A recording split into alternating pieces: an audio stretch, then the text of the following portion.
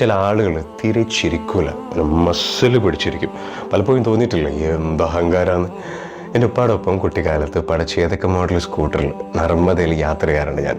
ചെറിയ കുട്ടി സീറ്റ് ഉണ്ട് കേട്ടോ എനിക്ക് മുമ്പിൽ, അതിലിങ്ങനെ ഇരുന്ന് പിടിച്ച് ഇറ്റ്സ് എ ബ്യൂട്ടിഫുൾ ഫീലിംഗ്. അപ്പോൾ ആളുകളോടൊക്കെ ചിരിക്കും, അങ്ങനെ ചിരിച്ച് അസ്സലാമു അലൈക്കും, ഹലോ. ഇതാണ് ഉപ്പാടെ ക്യാരക്ടർ.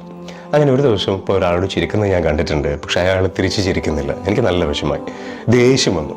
ഞാൻ ഇപ്പോഴോട് പറഞ്ഞു, ഇപ്പം ഇനി മേലെ അയാളോട് ചിരിക്കരുത് കേട്ടോ. എന്നോട് പറഞ്ഞു, മോനെ അത് ഇപ്പാടെ ഫ്രണ്ടാണ്, നല്ല തമാശക്കാരനാണ്, ഭയങ്കര ആക്റ്റീവായിരുന്നു. ഇപ്പോൾ അയാൾക്ക് തീരെ മനസ്സിന് സുഖമല്ല, ഒരുപാട് പ്രശ്നങ്ങളിലൂടെ കടന്നു പോകുന്ന വ്യക്തിയാണ്. മോനെ, നമ്മൾ വിചാരിക്കുന്ന പോലെ ആയിരിക്കുമല്ലോ ആളുകൾ, അവർ ഏതവസ്ഥയിലൂടെയാണ് കടന്നു പോകുന്നത് നമുക്കറിയില്ല. നമുക്ക് ചിരിക്കാൻ പറ്റാമെന്ന് പറഞ്ഞാൽ അത് നമ്മുടെ ഏറ്റവും വലിയ ഭാഗ്യമാണ്.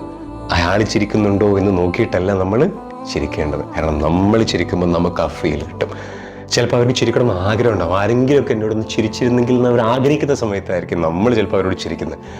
അതുകൊണ്ടെങ്ങാനും അവരുടെ മനസ്സിൽ ആ ഒരു തണുപ്പ് വന്ന് ചിരിച്ചാൽ എന്താ നമ്മൾ കൊടുത്തത്? വെറുതെയാണോ റസൂൽ പറഞ്ഞ് ചിരിക്കാന്ന് പറഞ്ഞാൽ അതൊരു ദാനമാണെന്ന്, ദാനധർമ്മമാണെന്ന്, സ്വതക്കയാണെന്ന്.